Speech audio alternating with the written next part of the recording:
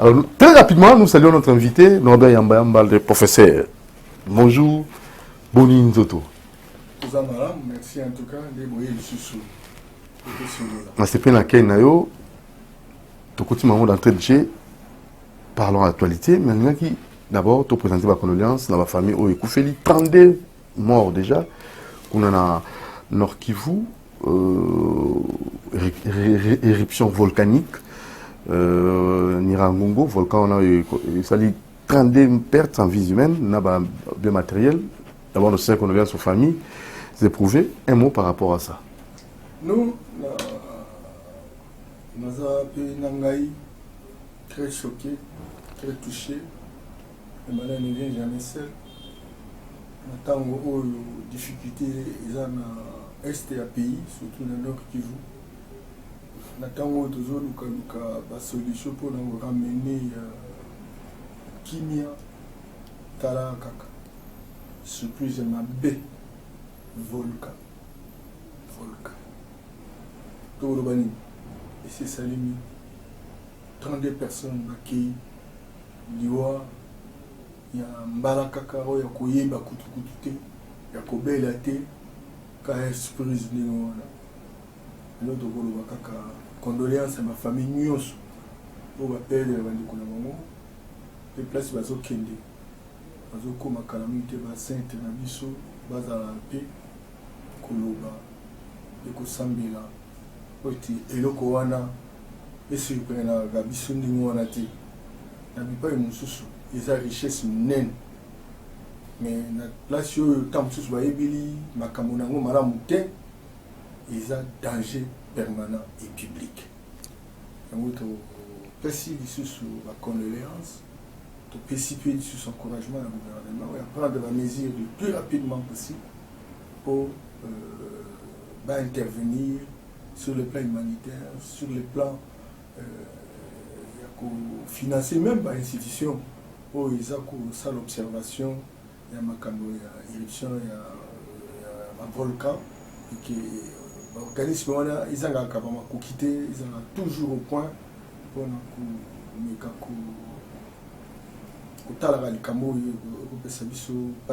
en quoi cela pourra comme ça constituer une richesse pour nous comprendre les bandes de lobby quand vous les appelez richesse volcan volcan il y a spécialiste et le mais il y a des endroits où on espère ils ont la moto lave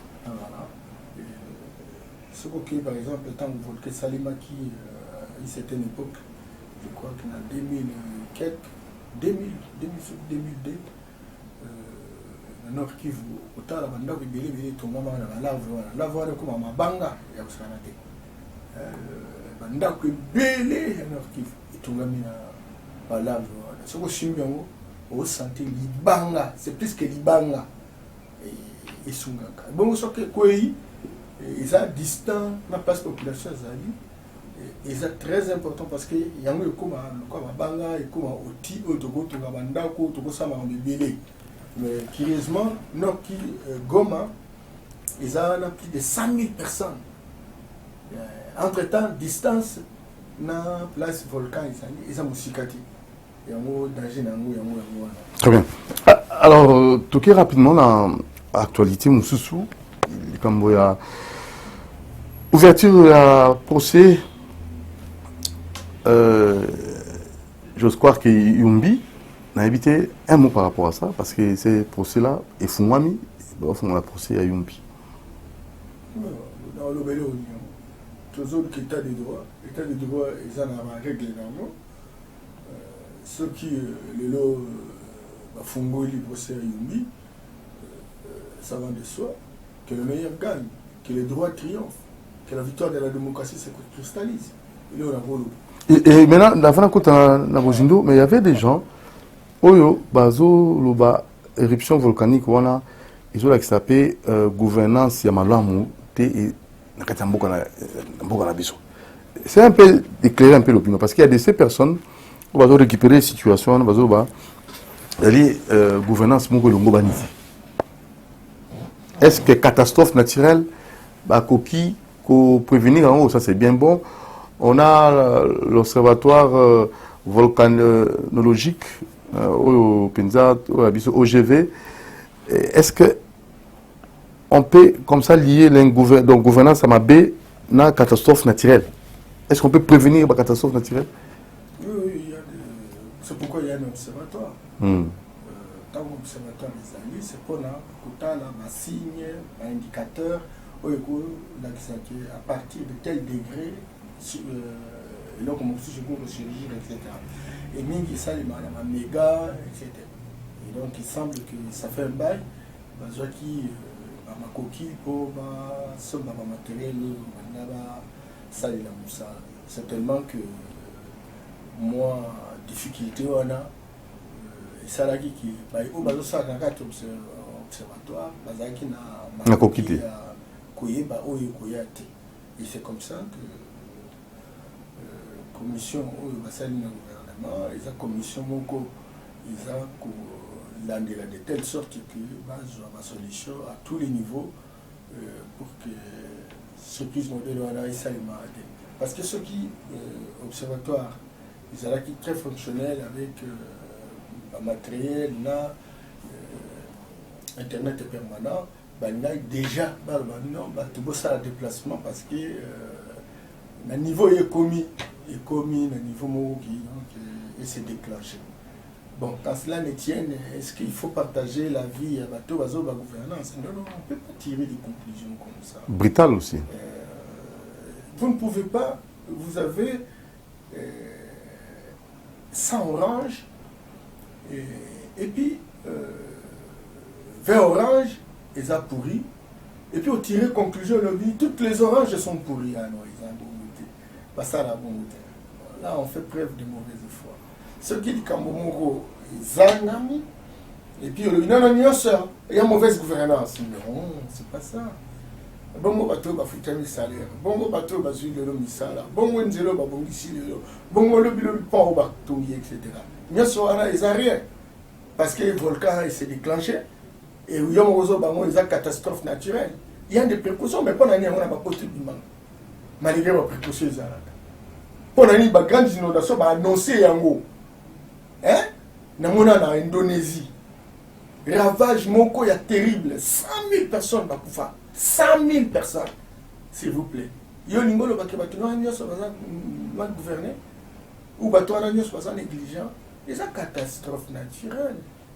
Il y a des choses pour lesquelles on peut bien maîtriser. Il y a des choses, par exemple, ce qui ne pas de surprendre. Donc, toute l'émotion, toxicité, toute les alliés, et puis toute chaque nuance. Certainement que l'observateur va salir malam, dès lors qu'ils ont failli aller en mission. On peut justifier la négociation, etc. Bon, chacun tire des leçons et puis tout à l'avenir. Voilà, au lieu de se focaliser essentiellement pour la ridiculiser, pour la non, c'est pas correct. Alors, problématique sur la double nationalité, dans le Tchani, ça aurait fait surface, on a évité, parce que mes colos, ils ont des sous. Qu'en dites-vous? Ma proposition, on a dans le Tchani. Mais vraiment, si on a vous poser une question, ce sont des petites choses. Ils ont des petites choses. On a bien. On dit tout aller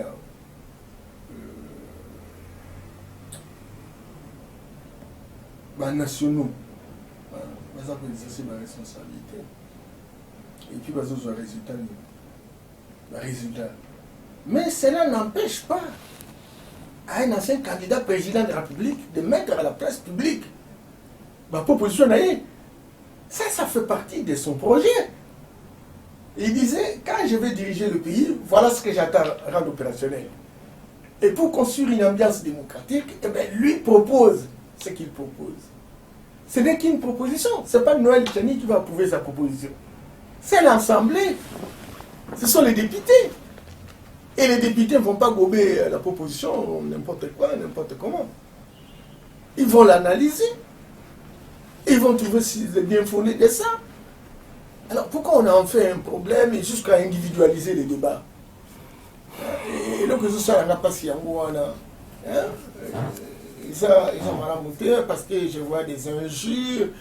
Je vois belé la pomme dans mon coin, je vois le bébé cabois, ici, moi si à tel, il y a un peu d'innocé, etc.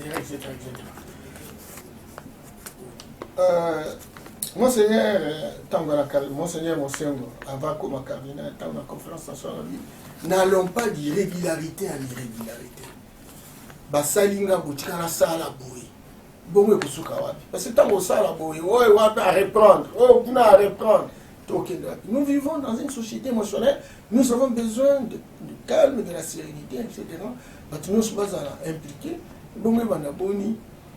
Tout le monde a même dans ma caméra pour voir Tinate. Ah, Ibélé, ce que tu as dit, Kassavou. Vous avez Congolais. Na Congo, sur le communiqué à Mokozi, comme on peut savoir la nationalité, c'est pas grave. Mobutu Bende Moko, Laurent Kabila Demo, Kabila Yanaye, etc. Bon. Ceux qui, par exemple, Tolobi, Congolais, Kalaka, héritage général Vatican Misso, Isaiah Marato. Alors, tout ça a dramatisé ma camboute. Mais, tout ça a appelé la loi. Et puis, tout ça a la loi en fonction, il y a la valeur africaine d'Abisso. C'est très important. Ça veut dire comment? Ça veut dire, en fait, parce qu'en réalité, ce que tu as un droit gréco-romain, parce que tout ça, on est le roi en France, ou tout ça, le roi en Belgique. Tout le monde il faut pas dire que tu sobaye baga ndeni na ngopo na mfana malamu na tango ya bakoko na biso bana ko sa bato tango susu bako uta Sénégal baye na Congo to Congo akei to Gabon to akei to Cameroun akei to Équateur on ça ndeni entre-temps tous on a peu préparer à venir à lobby ceci na biso zali to koma etamoko et que le pays a le lot, il y a comme la province. Alors, c'est comme il y a un barrage, entre les choses et les mais maintenant, il faut réfléchir. La pertinence maintenant de l'exercice de Nchani, c'est justement pousser à la réflexion. Parce qu'il d'une part, il y en a ceux qui soutiennent, d'autre part, il y en a ceux qui ne soutiennent pas. Et là maintenant, ça va faire une gestion de contradiction où il va permettre de surtout le juste milieu. Mais moi je les renvoie tous pour qu'il y ait un niveau de sagesse africaine, pour qu'il y ait un niveau d'héritage de la domaine. Et bien, ça les mandéni. Est-ce que tu copies le français, le suisse, l'anglais, l'américain, etc. Certainement que quelqu'un donnait un exemple, mais Tchani Emogo aux États-Unis, il s'est déclaré autochtone des États-Unis. Alors, Bélé Bayaki, ce sont des diasporas d'autres continents, etc. Et personne ne peut pas se prévaloir. Ceci m'a dit que les États-Unis, directement, vous avez la possibilité, vous avez la nationalité. Donc, pour la discuter, ça n'a pas mais la difficulté par la bisso, c'est que vraiment, on a un sentiment d'appartenance. Au moins, on a un Congolais, on a un mais Azoli à Congo, on a Kintueke. Mais après tout, tous, nous sommes africains. Apprenons-nous à nous supporter. Apprenons-nous à nous supporter. Et que débat, celui par exemple, Belge ailleurs, candidat mais ceux qui par exemple à s'intégrer et qu'il est capable de nous aider etc. Mais pourquoi pas Obama il y en a comme président des États-Unis c'est vrai que bon poste président de la République est un poste très stratégique bon, il faut étudier âge culturel ni tout ça permettre est-ce que Batango peut tous etc. Mais en fait, c'est pas pour rien que le service d'intelligence c'est pour étudier tout ça et aider même le pays à prendre des décisions qui correspondent à la réalité. Et ça, c'est important, mais il ne faudrait pas qu'on en fasse un problème parce que Tchani n'est pas député, Tchani n'est pas sénateur, et il fait une proposition comme tout citoyen, etc. Pourquoi on veut donner l'impression comme si c'est déjà une loi? Non, ce n'est pas une loi, c'est une proposition qui doit être amendée dans la formule que souhaiterait véritablement l'Assemblée, qui a comme préoccupation construire la paix durable entre les Congolais. Voilà. Alors, état de siège, résultat, proposition, toujours qui parle de je ne sais pas, vous allez aussi donner votre avis là-dessus. On peut bien sécuriser Nord-Sud Kivu.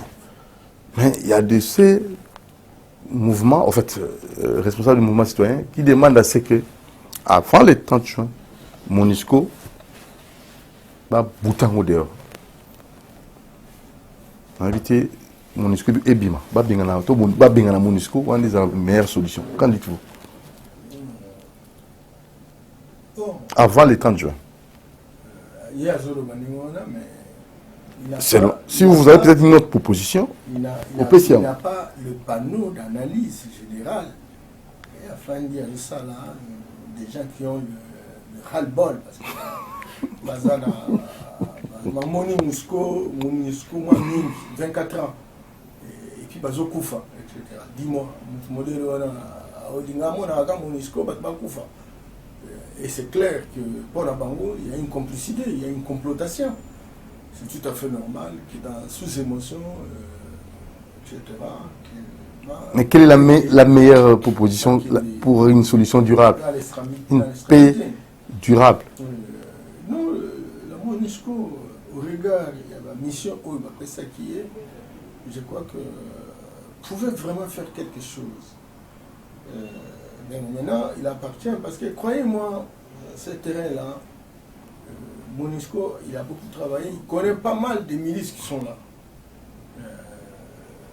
Il ne faut pas donner aussi l'opportunité, bien qu'il y ait des présomptions qui pèsent sur d'entretenir véritablement ces différentes milices qui nous font pratiquement la guerre. Mais, Bango peut dégonfler. Ça veut dire qu'ils sont capables, pouvait avoir une situation très grave, mais diminuer. Et donc, avant il faut vraiment dans la mission,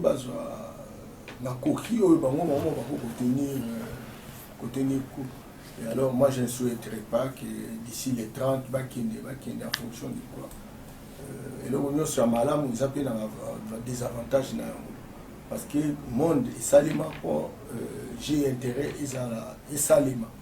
Certainement que on a Congolais, etc.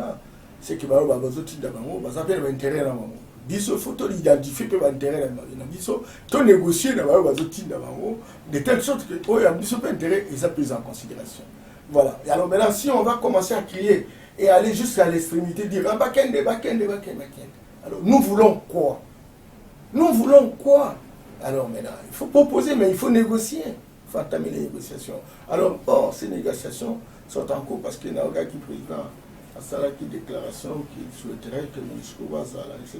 Il a plus d'informations que Bissot, y compris la société civile Wazakuna.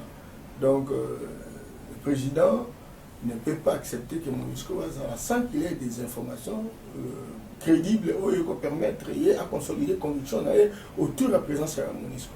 Pour l'opinion au Balo-Kanissa, jusque-là, rien ne s'est fait, bien que le gouvernement est en place, il est déjà opérationnel.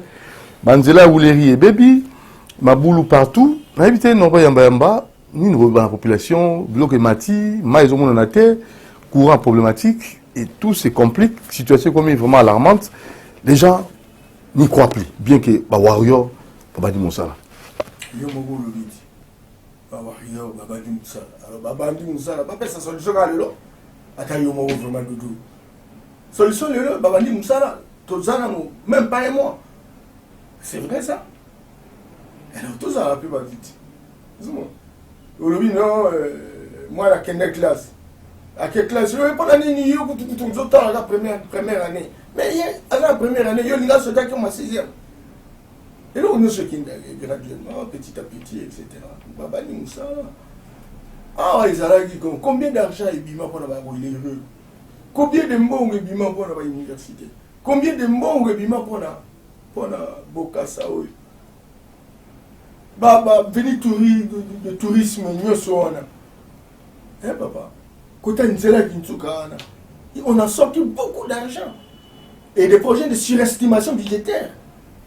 Mais ce que tu es, Batango Baongo Basaki blocage pour Makamboyi Balakoute, Mboke Tambolate, Boaki la Liba, Benamoto, Yesiko, etc. Mais tu es Bavaria. Tout à l'heure, ça, mais ça, non.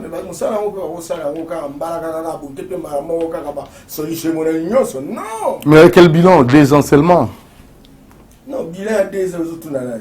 Ils en donnent ici, ils n'ont que 2 ans. Oui, donc 2 ans, ils peuvent faire dans la mesure de 2 ans. Ils ont dit. Le problème, c'est que 2 ans. Pourquoi vous avez une raison alors que quand les autres travaillaient, vous vendez, vous pouvez tenter beaucoup de téléméla? Non, 20 ans, 24 ans. Tenter dans ça, 3 mandats. Tenter. Il y a des années. 4 mandats. Ça même 4 mandats. C'est ça, fidèle FDR. Tikabou, papa. Tikabou. 4 mandats. Oui. Mais que voulez-vous? Tomé la main à Pio. C'est que tu bâtis un beau carabiso. Toi qui n'es pas toujours qui est là-bas. En 2023, tu peux faire l'élection. Tu peux s'améliorer. Malin. Dès lors que il va comprendre que ceux qui disent que tu peux citer et le comment on peut s'alimenter. Et que le qu'on a dit non, pas la nuit, non, 2 ans, ma caméra c'est si là, non, ma caméra aussi la tête. Et il y a aussi mon ami en France, il y a des millénaires, en développement. Mais pour la nuit, France c'est le budget, il y a 400 milliards d'euros pour la nuit. Même celui qui est sur zone d'Alger, il y a 5, etc. va proposer 10. Dans la moyenne, il y a 12 l'an. Mais pays où il fanda, ils ont 400 milliards. Mais au coup, Mandela ne se bien, au coup, le développement est toujours en devenir devenant. Le développement est en devenir devenant. Ça veut dire? C'est-à-dire qu'il faut une volonté voulue et voulante. Toujours permanent, quoi. C'est un travail quotidien. Il faut faire, toujours faire en se faisant. C'est ça, en fait, la réalité. Mais c'est comme ça qu'on dit, pour ce programme, voilà ce que nous entendons faire, voilà ce que nous ne ferons pas. Et celui qui vient, il prend là où on a fait, et puis il continue, c'est comme ça. Il faut dégonfler les choses de cette manière, sinon alors on risque de croire que quand on vient au pouvoir, c'est pour tout résoudre. Ah non, à quoi résoudre non, c'était le Rwanda ou le Haut-Zuluba. Ils ont même dimension que le territoire de Lomela. Ils ont 26 000 km². Lomela, ils ont 26 036 km². Tu vois, Kasongolunda et Leki, Rwanda. Et alors, Talaka Rwanda et Goko Congo 100 fois. Au sein de même résultat, dans 2 ans, ça là, 100 pays, il y a un niveau de Rwanda, va résoudre le problème de s'il vous plaît. Il y a un candidat député dans l'homme là. Il y a ça la tour, par exemple. Mais, si on a sali tour, c'est qu'il y a ça la tour, au même titre que Kagame, il y a ça la propagande à l'époque, Azaleli. Président de la République, tu vois un peu. C'est le même diamètre. Donc, en toute sincérité, tout ça, tout ça, comme vous avez tout l'unité, il faut s'attaquer, non, mauvaise gouvernance, pas la catastrophe naturelle. Ce qu'on l'a dit bien, il y a ça la responsabilité. Ce qu'on tourne, il y a comme trace, il est donc, ils ont passé. Alors, pour ceux qui s'attaquent dans la chaîne nationale, makambo etali mboka bazo s'impliquer peut-être pour diffuser en gros. Pouvez-vous donner des propositions comme ça pour la réforme à la chaîne nationale RTNC?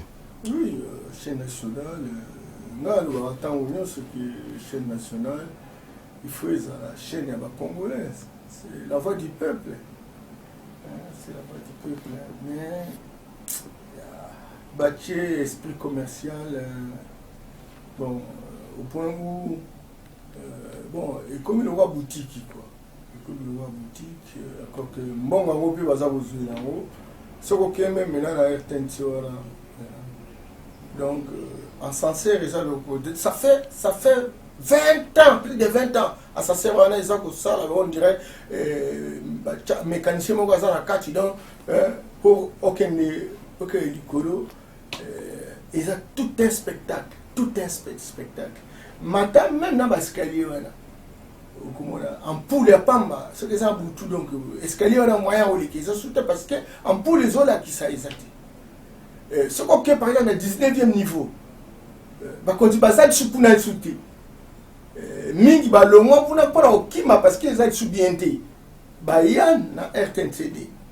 Donc voilà la solution. Et pendant combien d'années?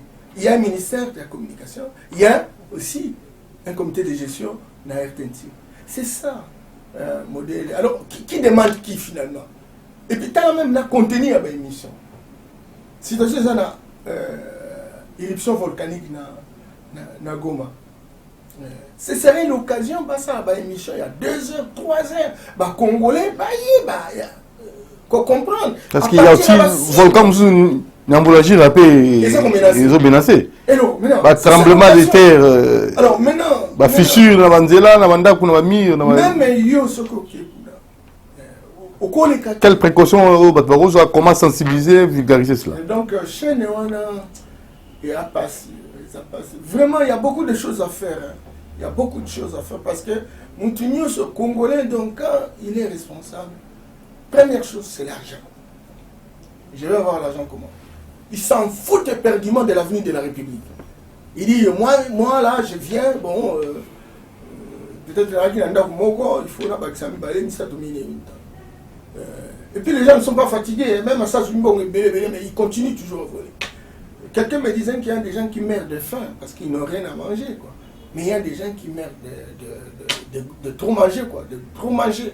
Ils mangent, il ne veut pas lâcher manger, ils continuent à manger jusqu'à ce qu'il va mourir.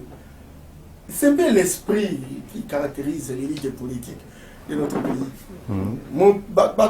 Vraiment, dans les déterminations, il y a vraiment. J'estime que le président est en train de sensibiliser Baobaye. Maintenant, on va sensibiliser Baobaye, le gouvernement, avec ça. La province la plus éloignée, c'est le site Kivu, c'est 2000 km. Mais alors, bon, aussi, Kuna, chefferie, Kuna, comportement, bon, commune, territoire, très loin de Kinshasa.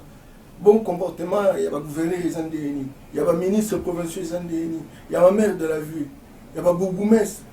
Tout ça, c'est... Et bon, un service administratif de l'État. Est-ce que tu as eu conscience, il y a solo que c'est maintenant ou jamais, nous devons reconstruire notre pays? Toutes ces questions sont questionnantes, c'est-à-dire des questions qui appellent d'autres questions. Et que le temps sous ce sol, on va nous, bon, tu sais, est-ce que l'on est à Sali? Tout mis tout na yo, yo, tout ça, la dribbling, na moussa, tout ça, là. Ozoyi, mbongo ezoko tati, ozosa ba manœuvre, ba personne msalo qui le contrôler. Yo ça le contrôle, yo qui il faut coopérer la moto et contrôler pour pas personne l'état sur le monter. Alors si à différents niveaux, vous pouvez ça que se comporter mais la moto suka wapi. Ati ça la bazo que c'est vraiment misala, bazo ça misala ti. Baza na recherche ka ya mbongo kaka, recherche ka ya mbongo pour jouir. On veut l'euphorie des jouissances. C'est de tout ça qu'il faut et puis non, c'est coup de chapeau, sincèrement, Doudou Moutiri. Parce que, au besoin ça, la psycho, on m'a dit, changement, il y a des thématiques, comment ça, les changement, parce que tout ça, quand j'étais mort, caca, pendant ça, la baise, écoutez, dis-moi, Abunda qui est natal, il y a fini tel, il y a la mouka sali, boye, etc. Et putain, tout le monde fonctionne dans la bassesse la plus totale.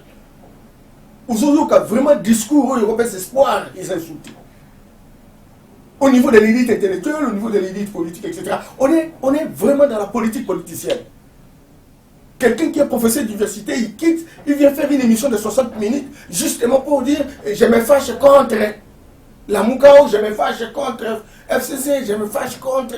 Il y a ça qui mais toi, tu dois prendre la distance, tu dois regarder les gens. Et tu dis, mais voilà, ici il manque ceci, il manque cela, etc. Voilà le chemin, voilà la torche qui éclaire l'avenir. Mais tout le monde est dans les discussions terre à terre. Terre à terre. Et ça, c'est vraiment un danger. L'émission de Moboso, Nathalie Kamne, tout ce temps, na moni kami tukandinga zotambola, na moni ba moto ndenge zotambola, na moni comportement ba policier, na moni comportement ba journaliste que vous êtes, na moni ba service de l'État. On a dit, qu'est-ce que vous allez léguer à la génération future? Félix Ondimaki pour la Nini. Kondimati, on s'engager, mais en fait, il faut Kondima pour changer la situation. Bon, nous tous, nous avons accepté de nous battre pour qu'on change la situation. Nous devons changer, mais avec quel personnel politique? Avec quel personnel politique? Dans le peuple d'abord, quel peuple? Donc, quel genre de peuple? Ok, même là, la province, c'est quand on est au long, ok, là, le territoire, quand on est en tout cas, bon, ce que vous voyez, l'émission. Il y a ok, nous sommes la province. Puis le gouverneur, il y a par exemple, il y a tel, bon, musico, au Sunga, et là on est aux zones. Nous sommes là, on est là. Tout est dans la province, il y a un investissement, il y a un partenaire, il y a un royauté. Voyez un peu tout ça. Voyez. Et moi, je salue les approbations ce temps. Moi, j'ai été na Luala, Mouyez Manguez, la Sozali, la Piombote. Franchement, moi, je suis de l'opposition depuis. Mais vous avez trouvé en lui. Non. Parmi les bâtisseurs de la République. De valeur. Parmi les bâtisseurs de la République. Il a profité vraiment d'Amico Oyo. Président, quand on appelle les réseaux sociaux, mon président, sous Janango, on a reconstruit le pays, collaboré dans le Moutoua. On a Kendeki, en 2006, on a Kolwezi. Na kutaki mboka moko panzani donc mboka moko tina mote en 2009 na kei donc soko tambo atana moto ba moto vous avez usate au monde donc putulu donc oni na poussière wana ya rouge wana Melelo na kena 2016 ba chema muyej na kuti azosala musana CNGT na kei na 2017 na couture azuma ici kamoko azaku abandela ko sala tie couleur etc. Et mon ami le quoi ville et na 2019 na couture même parlant de la nation nationale tu vois assemblée provinciale même nako ya président de la République et quel nako et donc babilo ande wana mona mona poto tu vois et puis nzela. Donc, les lots Kolwezi a commis qu'on se battre dans la Goma, dans la Lumbashi, tu vois. Impression. Alors, maintenant, notre modèle, ce que comme ça là, Babino, aux Olibabon. Ce que salité, c'est normal. C'est normal. C'est compliqué. Donc, en tout cas, sincèrement, na mona mokonzité mais oyo wana na lobi yango na motema moko na tamboli na 28 provinces na biso. J'ai l'occasion de le faire, monsieur le président, parce que nous allons espérer à la décentralisation en mboka na biso. Et j'ai l'occasion na que de ti na ba province, ti na ba territoire, ti na ba village. On a la moni na Lualaba, na la moni yango bipa mususti. Na moni yango ti. certainement parce que mbongo ezali. Mais parce que mbongo ezali belé, il fallait depuis Kalana, il fallait pas ça parce que mbongo ezali. Mais il y a quelqu'un qui vient et qui fait. Et tendance générale, c'est de dire, c'est comme si on veut bateau, il y a mis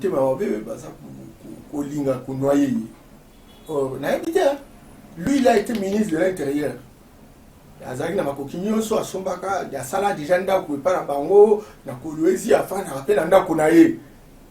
Il n'a pas cherché à faire autre chose, etc.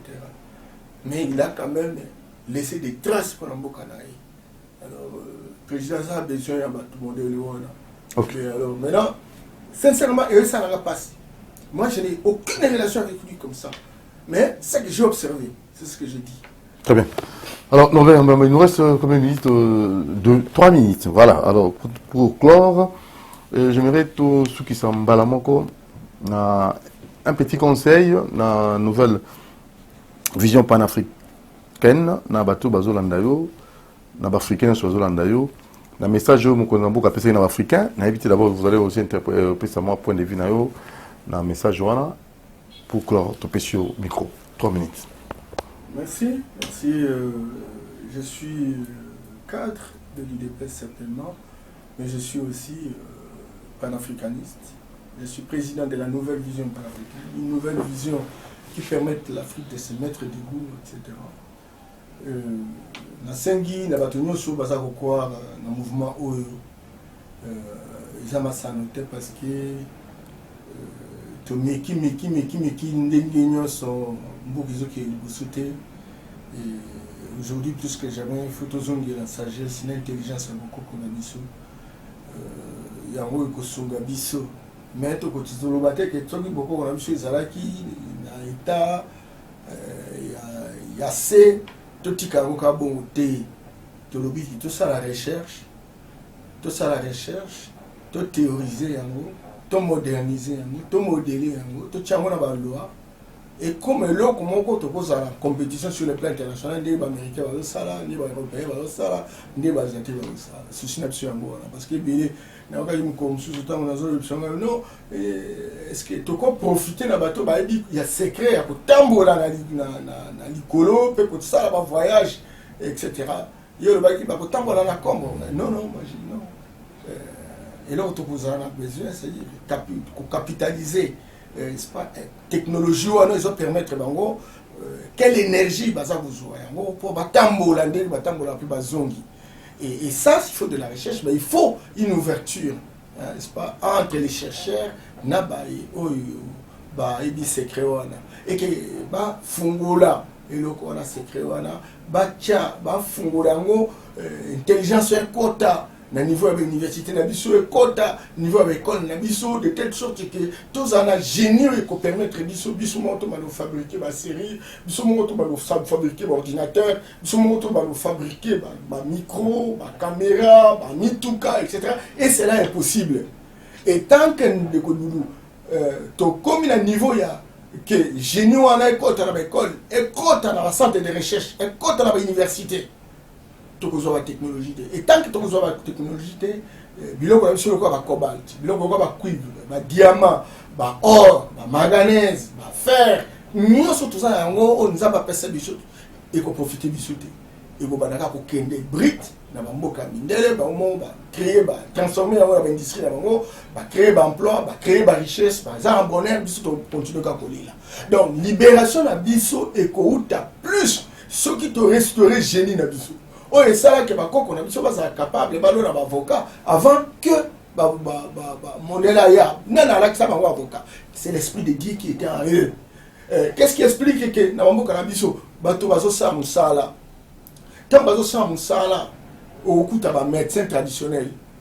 Ba yebi ndenga ko traiter tension, ba yebi ndenga ko traiter même na COVID-19. C'est l'esprit de Dieu qui est en eux. Et Dieu a donné à chaque peuple une puissance, un esprit de telle sorte que et nous avons vécu 200 à 300 000 ans sans que mon Dieu to vivaki. Restaurons ces héritages-là pour permettre biso to panza yango bande golokola Omotunde, Dumbi Fakuli, Bansan, baza décidé, pendant qu'on a mboka, rassurer bande qu'on a biso, nous sommes dans secret à la puissance de qu'on a biso. Babi Malibanda, Batika Kobanga, Negezaki, non, Bino Bato, Bozana secret, Bozamandoki, non, mon délende Moutabi, c'est loko, on apporte Bisoto Kassoni, Bito Salé la yangote, pour Bangoba continuer que soit la richesse na biso. Et Bimalibanda, et là, nous sommes à Madame, ils ont toujours regardé. Attention, voiture, ouana, et comme un maillon place au lingui, mais que ça n'a pas d'accident. Donc, si koyo, bon moto, bon zambé, oh, il y a beaucoup de biso, on zamba pèse biso, tout ça les là, makamba koka sous sonité. Ce que ça la technique, ce que ça la puissance, to banda comme ça, moko, au moins la paix. Bakoko pe ba osepela babanda ko bimisa ba savant parmi biso babanda ko bimisa ba milliardaire parmi biso na États-Unis bazo sala ba festival Nevada oh lelo ba milliardaire baza ko bima pamba pourquoi parce que baza contact na ba kuboko ko na bango et bongo ba chinois ndenge moko ba indien ndenge moko ngala fandi na end pendant plus d'un mois na mona télévision likambo ya o mondele bobuté nazomona ka ba marabout na bango nazomona ka ba église traditionnelle bango baza toujours et puis on soko moni même na mbongo na nzela okoko potati parce que pas la bango et petit semi na bokoko na bango soko lokoti moko okufi il faut kono na ngo oya kwesa ki yango aya bokuta yango omoni bokoko tamsu pe ko su na pe mboka ko papier lo wa moyibi ne ba mboka na biso ezalaki na ba benga ngo kisimo ko benga ngo mbondo soko mota ibi eloko soko ibite ba mel sio yango soko yibaki okufi soko yibaki te okufa te babilo wana nyonso efesonga to moderniser yango to théoriser yango esunga biso le tozala ba prison belebele moyen bato bazoyiba chaque jour bazoke prison eza kaka bato bavivre lokwa banyama mais ceux qui par exemple bokoko ezali elobami même na bamboka okende boye donc malala na batia mwa le seka oyo babenga yango kasanzi ya mbila wana okosimba te parce que pekisi yango soki osimbi yo moko ovimi makolo. C'est tout ça qu'il faut véritablement mettre en exergue de telle sorte que mboka na biso eke liboso tokozala babombe oyo ya bambasu tokozala na bacaméra ya 2000 mètres lokolo epa batopoki etc omona mpe tose développe eba banyele kote ya sidu bangi kuna bazalaki me maintenant soki osimbinga mwa nzete donc okobenga lokwa telefone biso lobi oyo baza bandoki kaka telefone ya mondele obengi États-Unis oyo science otika makambo wana tokende mosika te. Alors comment vous contactez Barobengo? Ceux qui m'ont alinga benganga akobenganga na 082 00 199 13 082 00 199 13 émission la biso vision panafricaine où tout ça expliquer makambo wana ezoleka chaque mardi na Congo Media Channel chaque mardi na 10h chaque mercredi na 10h chaque mardi pe na 22 na 21h chaque mercredi pe na 21h le mercredi et puis na chaque TV ezoleka chaque samedi na 14h 18h chaque dimanche 13h chaque lundi na lobaki eza na 14h na 18h. Et donc bon balingi bamona ba émission na biso nyonso bakokende na télévision na biso ya YouTube Vision Panafricaine TV Vision Panafricaine TV ba émission nyonso nde tozosala maintenant ndeko dudu bokuta yango na télévision na biso. Donc voilà tout ça a besoin congolais nyonso o Rolanda etc. To créer mouvement, to créer dynamique oyo ko permettre que mboka fonctionner ndenge lo mobani parce que to zelito toujours quand le gouvernement il y a professeur et l'autre côté on dirait le roi l'autre comment on a quantité toujours le gouvernement est économiste mais biso macroéconomique etc. il n'ont pas trop mais l'autre comment et sous qui ka ba base la richesse etc. et que population va ça l'autre côté toujours juriste toujours juriste il y a niveau moko kitoko moyen mais l'autre côté on dirait to ba kende autant classe en côté Donc tozwi ba diaspora bango bautaki pas bamindele ntango mosusu bakosala bamayele wana esika bayele basala bafoire ndenge akosakana te tozwi bato ebele baobjectif de développement durable, objectif pour les millénaires pour le développement, tozwi baobjectif 80, tozwi baauthenticité, tozwi baujama, tozwi baidéologie basocial-démocratie, balibéralisme, bacapitalisme, bango nyonso omona moto wana kuta aza éminence, il est compétent, etc. Le côté que notala même nanga façonné ya kogérer même na famille na ye que notala même na courrier azopesa soki ya solo mpenza na cour mpona révolutionner bato eza mpona révolution te azwa mbongo atekasi ya biso etc. et esuka ndenge wana. Donc sincèrement nous avons un grand défi. Un grand défi parce que le lot toujours le Bamakambo, tout ça le débat de fontaine. Et là je reviens pratiquement dans Oyolobaki à RTNC. RTNC Fumwamako, et l'on boutique. Et ça a un lot comment on va croître lucidité, capacité à la population, absolument une citoyenneté responsable. Alors un pays qui ne se préoccupe pas de la citoyenneté de leurs concitoyens, donc c'est un pays en disparition. Alors autant à niveau ni la population vraiment niveau ni et ça va autant ça va moto bamtu ça mituka mais na bato autant makolo comportement mo ezandeni non et dans 10 ans 20 ans tokokoma wapi tokozala ndenge nini soki ba télévision na biso ba radio na biso ba journal na biso et permettre ya solo que bato ba changer te ba structure ba pesi yango pour les police les cellule de changement de mentalité les agents de corruption les cour tribunaux et toutes les structures, les journaux, les journalistes, etc., au travers de nous, ceux qui m'ont été exaltés. Mais c'est grave. N'habitez dans 10 ans, dans 20 ans. Encore une fois, la personne qui a son beauté, toujours, surtout dans Doudou Moutiri TV, la 5 bino, vous s'abonner parce que chaque semaine, tous en aillent. Chaque semaine.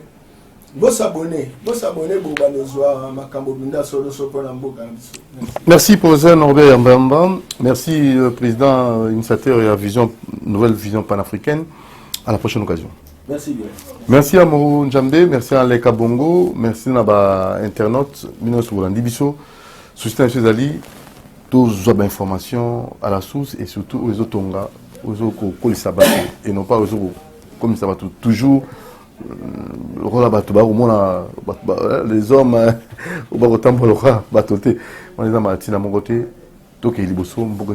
c'est ça notre souci. Ciao.